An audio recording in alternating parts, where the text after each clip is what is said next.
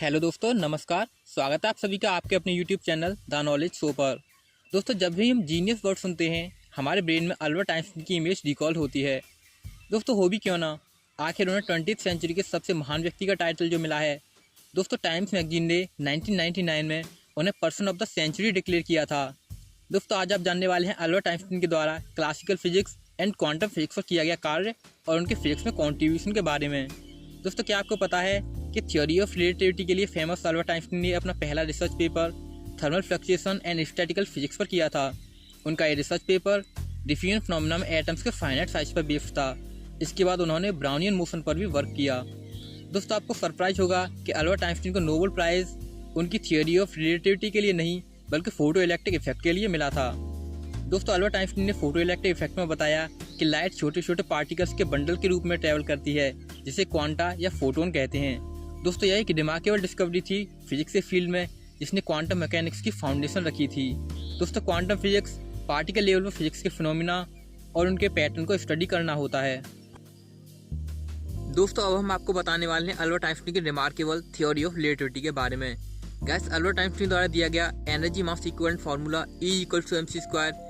कितना इजी है ना ये इक्वेशन, बट गाइस इसका डीप मीनिंग आपको हैरान कर देगा। दोस्तों, यहाँ एनर्जी का केवल एक प्रकार नहीं है जो नॉर्मल ह्यूमन बीइंग का परसेप्शन बना हुआ है। गाइस, जब हम किसी स्पेशल ऑब्जेक्ट जैसे worm hole, black hole, white star आदि की एनर्जी को फाइंड करते हैं तो ये इक्वेशन उसमें उपस्थित सभी वेरिएबल्स के अकॉर्डिंग चेंज होता रहता है। इस फिनोमेना पर बेस्ड कुछ इलेक्ट्रोमैग्नेटिक फील्ड इक्वेशंस जो कि इस प्रकार हैं।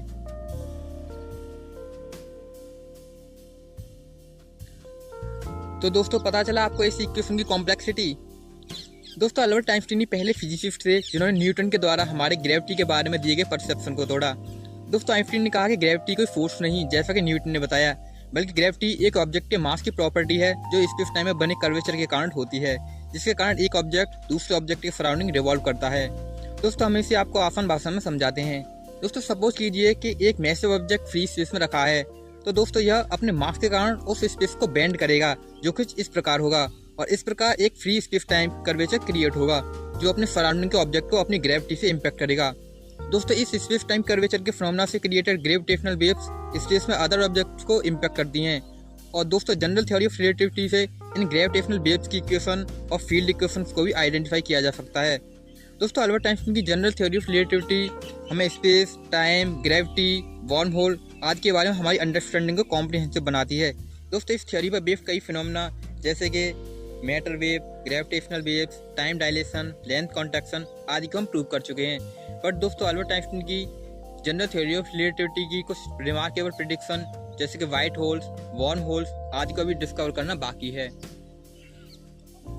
तो दोस्तों, ये थे द जीनियस अल्बर्ट आइंस्टीन द्वारा फिजिक्स में किए गए वर्क और कॉन्ट्रीब्यूशंस, जिसने उन्हें दुनिया के सबसे महान फिजिसिस्ट में से एक बनाया। तो दोस्तों, कैसी लगी आपको हमारे द्वारा दी गई इन्फॉर्मेशन, कमेंट करके बताइएगा। और ऐसी ही इन्फॉर्मेटिव वीडियोस देखने के लिए हमारे चैनल को सब्सक्राइब करिए। तो दोस्तों, मिलते हैं आपसे नेक्स्ट वीडियो में। तब तक के लिए ख्याल रखिएगा अपनी हेल्थ का।